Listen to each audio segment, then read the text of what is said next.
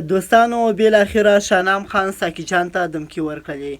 ساقي جان ته څه ویلي دي؟ ساقي جان ته یې ویلي دي چې له دغه کار نه کلار سه، که نه بیا به دې خیر نه وي.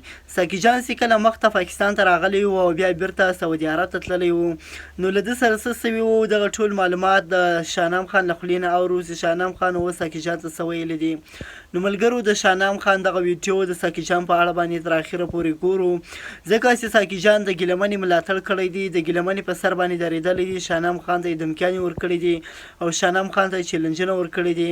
نو اوس شاهنام خان راولاړ سو، ساقي جان ته یې څه ویلي دي دغه ویډیو مکمله ګورو چې ساقي جان ته دغه ویډیو کې شاهنام خان څه وایي. راځئ دوستانو دغه ویډیو تر اخره پورې ګورو. بسم الله الرحمن الرحیم. تاسو د ساقي جان دا خبرې لږ وورئ. څنګه چل دی وکړو د ټول کړه کنه تاسو وورئ د خبرې. اوس تاسو د نور الفاظ وورئ. سلام خراب دي خبرې وختي را پسې ډېر ټیټ کس را پسې رینګ کړو، معمولي شاخې تاخې کس نو ډېر ټیټ کس را پسې رینګ کړو. بس ټول ملګري دعا کوي چې ملګري الله مې بچو ساتي. تاسو وورئ د ساقي جان د خبرې. ساقي جان ته یو میسج در کوم.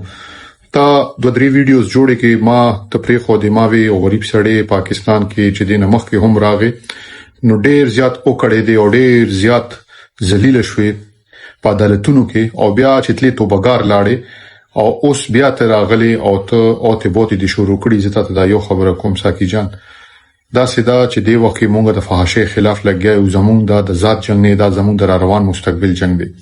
ته خپل فیملی لګلې بهر دی د پاره چې ستا فیملی ستا د وجه په آرام په حیا عزت کې جون تیر کی. زه ته دا یو خبره کوم چې خپل فیملی له مسلې م جوړاوه، خپل فیملی په حیا عزت کې په جون باندې پوي کا، او دغه چې کوم روزګار لته خپ حیا عزت کې د خپل روزګار کوا. سبب بیا جاړي بیا بخفه او بیا بداوي چې زه پښتون مو ما سره زیاتیو شو. نو زه تا وان کوم ته دا یو خبره کوم چې ساقي جان پښتون سړی په کار چې ته پښتنو سره ودرېږي.